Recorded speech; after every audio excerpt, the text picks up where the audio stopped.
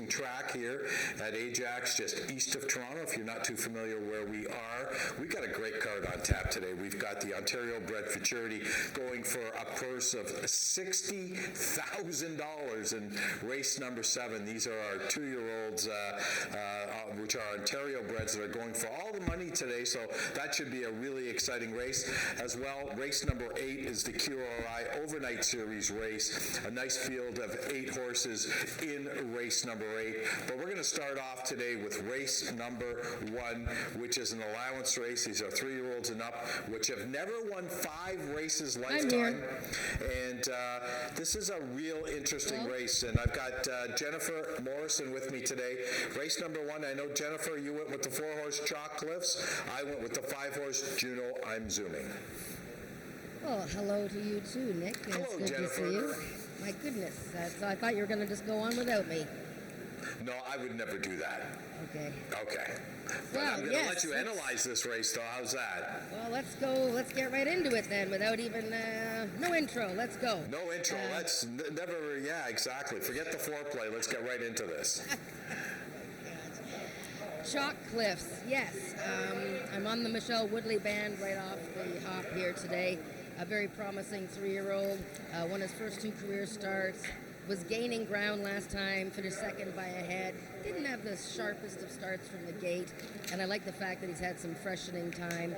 We're starting off the day with just a little field, but I think between Chalk Cliffs, your pick, Juno I'm Zooming, and the filly, tempting first dash. Boy, I think we got a pretty good race in the first. Yeah, I think we do too. I mean, there's no question your selection in here is the horse to beat, but Juno I'm Zooming is a horse that I've always really liked. And Norm Lloyd D'Souza, he's on a roll. I mean, he won the last race here the other day, so why can't he win back-to-back? Normie's my man. I'm going to cheer for Normie. He's on a roll. We're going to get it done, Normie. In race number 1, we're going to go 5-3-4. Let's move on to race number 2. It's a speed index event. These are 3-year-olds and up with an average of 75 and under. And here, Jen, I don't know why you picked this horse, but I think I know why, because of the name. The lady is a winner, just like Jennifer Morrison. You're a winner, Jennifer, and this horse is a winner. Well, yeah, we have a scratch, actually, of the 8 SW Hellcat, unfortunately. I picked her second. You know what? This is the start of the pick 3. It's a very tricky race. I think you could go 4 deep in here, almost more than half the field. With the average speed index of under 75, you get horses that haven't even won a race yet. But I think the lady is a winner with her 4 career wins. Her big win July 29th and her second start off the layoff. She's had a bit of freshening time. I think she could just lead all the way again. But there are other horses in the race that I'm interested in. Who did you pick? I picked the 2-horse Chester Nez. I know this is a horse that you've picked in the past. Trainer Scott Reed and rider Brian Bell. Horse got beat a neck last time. Chart line said raced evenly, which he did that day. That was going 400 yards, cuts back to 350. I mean, I think 350 is a better distance for this horse. He's won going the distance. He's had 2 seconds. But I agree with you. I think this is a tough race. If I am playing a pick 3 today, I'm probably going to take a couple of horses in here. But the 7 and the 2 are 2 horses that you could have a lot to say about. Well, Chester Nez, I like, certainly like. I end up scratching on him for second. The shortening of the distance, the drop in class from a speed index average of 80 and under. 1 week back for Scott Reed is a very nifty angle that he has had success with. Almost 30% winners in the last 2 years. So Chester Nez, a little bit slow to come around. He's sort of like that last year too. A very dangerous horse in there. Yeah, let's move on to race number 3, which is a maiden event. These are 2-year-old maidens going a distance of 300 yards. And you've picked the horse in here that's a real big price. Kareen. Ed Walton, Michelle Woodley. You did say you were going to be on the Michelle Woodley bandwagon today. You're starting off with a 15-1 morning line horse. Well, because they had a first-time starter, Twixt of Fate, who's in the stakes race today, who was 30-1 first time out and won, and had no business being those odds.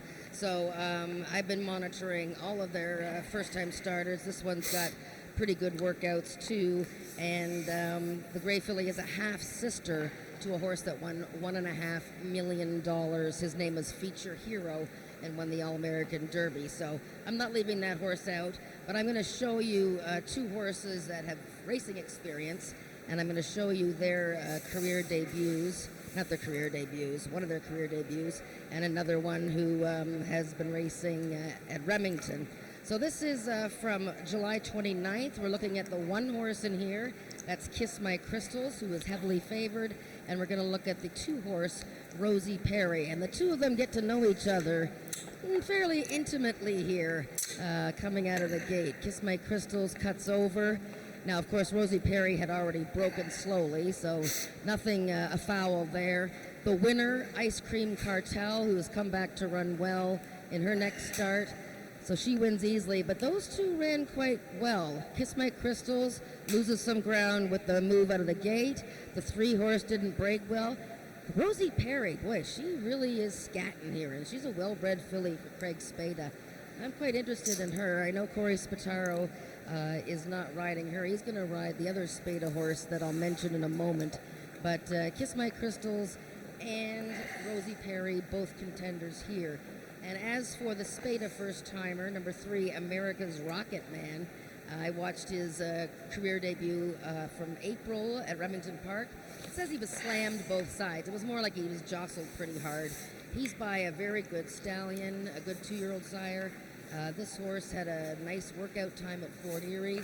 I'd be interested to see if that horse takes any late betting support. Back to your original choice, Karina Kareen. This horse is a North Dakota bred. We don't see too many North Dakota breds here up at Ajax Downs. And my understanding is, I don't have the number, maybe you do. This horse was apparently purchased for a significant amount of money. Is that correct? I don't have that information in front of me because it wasn't in the program. Okay, so but that might be a secret. Yeah, no, I spoke to jockey Eddie Walton, and he gave me the indication that this horse was purchased for a significant amount of money. So. Well, the breeding, I mean, it's a half to $1 million, a horse that won $1.5 million and a Grade 1 winner, so certainly she must have been bought for some coin. Okay, I went with the 9 horse in here. I know the horse is an Ontario bred, bred by Robert Bailey, the current owner of this horse, trained by Jason Pascal. This horse did race down at Remington back on May the 3rd, got beat 2.5 lengths that day, broke in, wiped out a foe, like just had a miserable trip at Remington Park. Was in for a claiming price that day, gets an allowance, made an allowance today. I just thought this horse might have learned a lot from that one experience in May. Well, I do like the breeding on this horse. The sire was a stakes winner in Alberta as a 2-year-old. Interesting enough, that debut race was not too bad, and she didn't really wipe out a rival, but she did come in. But 2 horses from that race have come right back to win maiden races, both with pretty good speed indexes. So she's coming out of a pretty good race, Cassie's Cowgirl. Okay, let's talk about the 3 horse here. America's Rocket Man. I know you mentioned that Craig Spada's got a couple in here, and Spataro was on Rosie Perry last time. He opted for this horse here. This horse raced at Remington as well back on April the 30th, and what we see from the chart is slammed both sides, so obviously didn't have a good beginning that day. No, as I had just mentioned not long ago, he was sort of jostled hard more than slammed both sides, and it was a pretty good race actually, and as I had mentioned, he had a good workout from the gate at Fort Erie August 9th.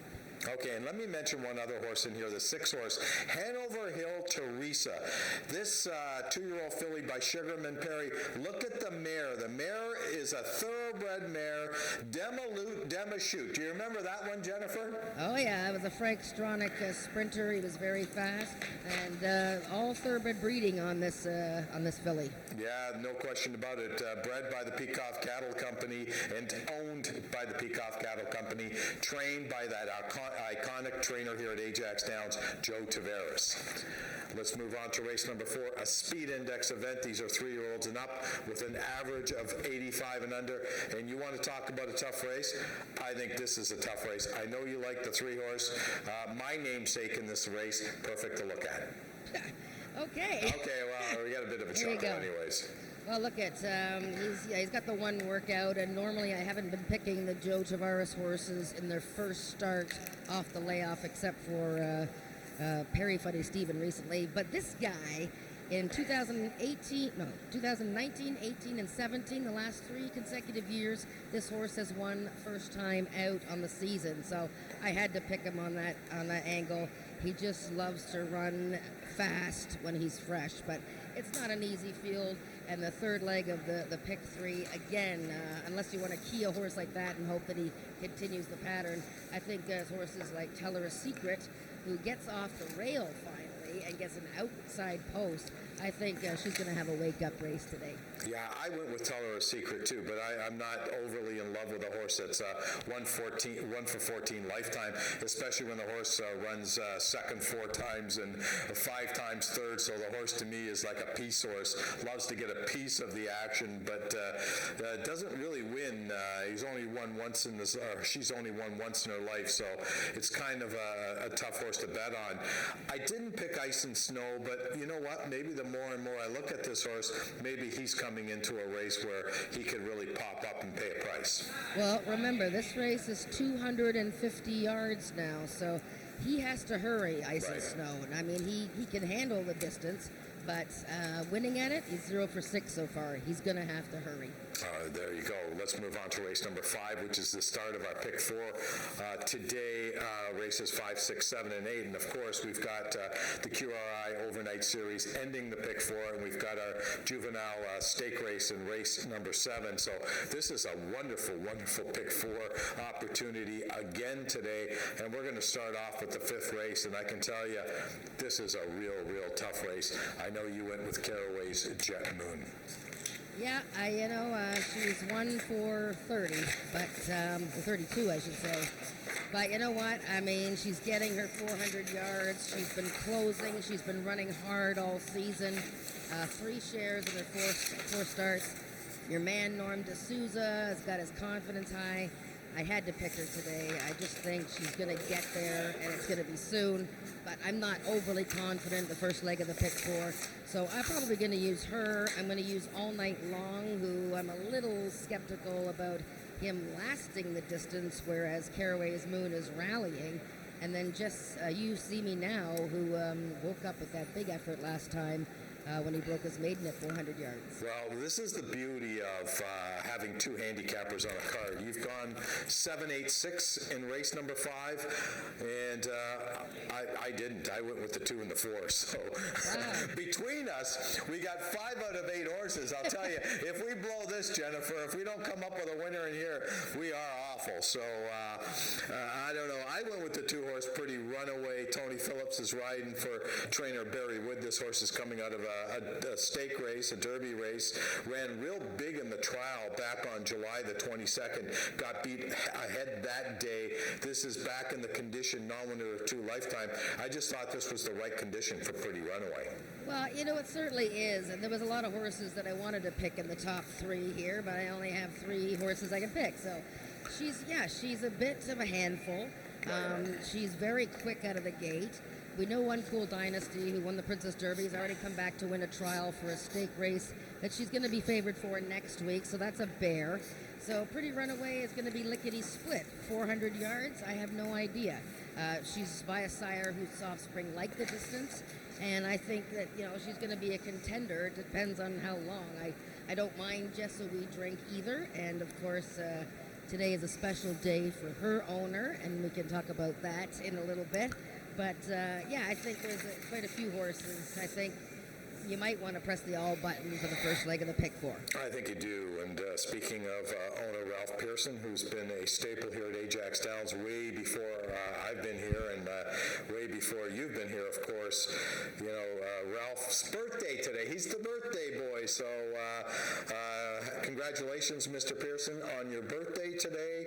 We won't mention the age, but we know you've been around for a long time, and you're one of the founding fathers here at Ajax Downs, and hopefully you get rewarded today with a nice picture in the winner's circle. Let's move on to race number 6 is a maiden event. These are Ontario sire 3-year-olds and up, going 350 yards in here, and we do like the same horse in here, the 4-horse, Shock the Clocker, Cassandra Jeske, and Don Reed, and of course the birthday boy, Ralph Pearson. Yeah, I think you set that up nicely, Nick. I think Shock the Clocker gives Mr. Pearson a very big chance to win at least one race today. She probably should have won her first start of the year when she led all the way and got, just nosed out. Second time out this season, she got necked out. And then last time she rallied mildly in an open race. She's now back down to Ontario sired maiden. So she looks very strong to me today, unless this down in Carolina first-time starter is a serious runner. And this horse has had some good workout times, and he's got plenty of breeding. His older half-sister, Dynalicious, won last week. She's won 9 races. So down in Carolina, a first-time starter that has to be respected. But I think it's Shock the Clocker's race to win or lose. Yeah, the only other horse that I'm worried a little bit about, I know you don't agree with me here, is maybe the 9-horse Up and Over. Again, Norm Lloyd D'Souza in the saddle for trainer Joe Tavares.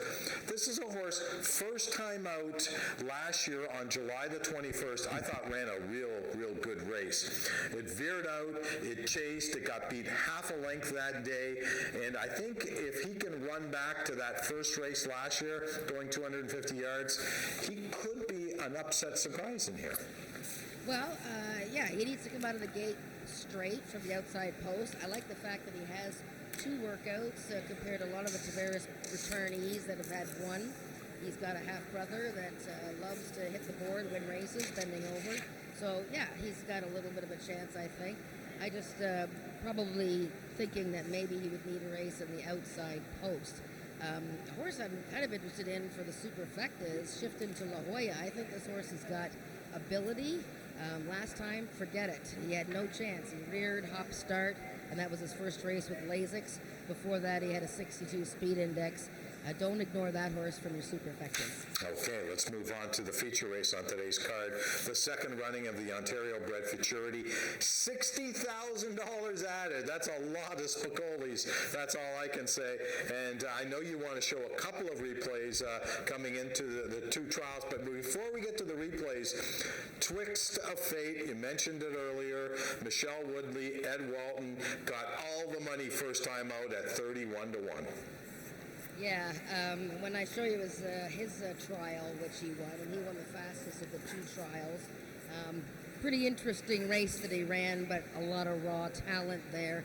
And, I just realized I'd really put the hex on them today, picking all 3 of their horses. Oh, no, I didn't. Sorry. I picked Had to Be Relentless. That's right. Well, there you go. So they're lucky.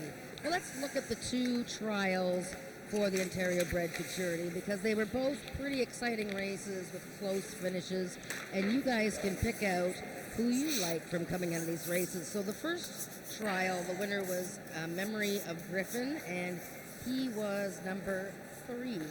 And he's going to have a good start. He was pretty fractious behind the gate, actually, but he got away pretty well and led all the way to win. But look at Had to Be Ivory's brother, 2 from the outside there. Had to Be Relentless. Big, giant, lumbering fellow, wrong lead, but boy, was he coming. And so was Goodness Gracious, the filly on the outside for the Big Dog Stables. Now, these 2-year-olds are all very inexperienced, very great. Did Memory of Griffin get to the lead and get to loafing? And just, coasted to the wire. He wasn't hard used to win it. Had to Be Relentless. Is he going to, move forward? He's going to have to be a little bit sharper out of the gate. But these 3 ran a pretty good race. What did you think of that trial, Nick? They did.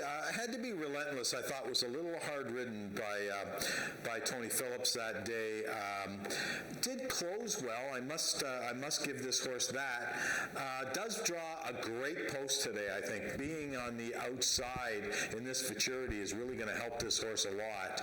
And what can I say about trainer Bryn Robertson with young horses? I mean, has there anyone been any better at Ajax Downs over the last 10 years than Bryn Robertson? Yeah, I mean, and this is a good cold. And they remember, Riggs, who was inside is Whiskey James, his stablemate, who was third, beaten the neck in the next trial I'm going to show you. And you've got to focus, first of all, on the winner, Twixt of Fate, because it was a pretty good fate that Eddie Walton actually stayed on here. He was warned before the race, October 5th, 2019. I hope you're kidding with that race. We're looking for August 5th, third race. I hope that's the correct race you're going to show me. But Twixt of Fate from the Woodley Barn, a little bit spooky in his first career start in his trial. So let's see. He would be number 6, I hope, in this race. So let's see if it's the right race.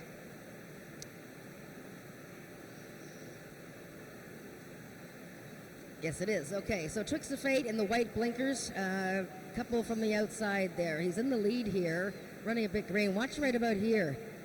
Whoa, he veers. I hope we can get the head on of that because he actually shied away a little bit. You know, there we go. Look at this third from the left, Twixt of Fate, and a very raw talent here. 82 speed index, Ontario bred, and just whoopee.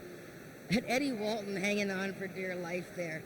But if you show the race again, we've got Country Fried Chicken, who's to his immediate outside, also racing very greenly. He has a habit of trying to go to the inside fence. Helen Vanek had a devil of a time trying to hold on to Country Fried Chicken. And she had to be worried about Twixt of Fate, too.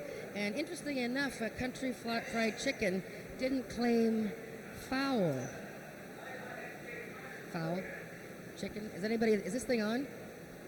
Yeah, you're on. I'm listening. No, I'm foul. Chicken. Yeah, I mean, Eddie's horse did come out a little bit, but I think it wasn't that close. And there's no question. It's like Twixt of Fate had just like once that happened, he just showed a different gear, which was kind of interesting to me. But I'm not sure. I will say this though. I do have an announcement to make, and we're going to do this every week, and we started this last week. Dave the Maintenance Man. Dave the Maintenance Man's best bet of the day is in this race. And the horse is Country Fried Chicken. That's the bet of the day from our maintenance guy, Dave the Maintenance Guy. Country Fried Chicken. So jump on the bandwagon with Dave. East Coast Dave is picking the chicken horse. I balk at that pick. There you go. All right, that's a good one. Race number 8 is the final race on today's card. It's an allowance event, $14,000 the purse. These are fillies and mares, 3-year-olds and up. It's an open race, as I've mentioned, and you want to talk about a couple of nice horses in here. I went with the 3-horse She's Sizzling. Ramiro Sanchez Castillo riding for the Eric Lettinen barn. What can I say about this mare? She's 5 for 17 lifetime, 14 for 17 in the money. You want to talk about a consistent horse? She's Sizzling is as consistent as it gets. I thought it was really hard to pick a winner in this race because you have so many good horses in here. Speaking of chicken, you got AJ Chicken 15, fourth to Country Boy last time. Shake It Twice coming off 2 consecutive wins, including the maturity. She's Sizzling, a neck behind Had to Be Ivory in her last 2 starts. Then you've got the 3-year-old Virtuosi. You got the really good gray mare, Not Whistling Dixie, a neck behind Country Boy in her latest. And then last year's top mare, 5-bar Fandango, and the speedy Just a Sweet Surprise. So it's a tough race to pick. I like She's Sizzling. I think she's the class in the race. You know, I'm starting to get a little worried. She's starting to pile on the seconds and thirds. It's been a while. It's been a year since she won. And she won in Indiana. I do like the fact that at least she has shown a workout since July, and that was a pretty darn fast move. August 9th, the bullet workout for 250 yards. So yeah, she looks like the tough one in here. She's Sizzling, and I'll take Not Whistling Dixie for second. Okay, there you go. That's our card for today. Jennifer and I will be with you all day today, analyzing each race as we see. We'll see you after the first race. We're going to take it upstairs to Frank Ferrari, our race caller, for the changes on today's card of racing.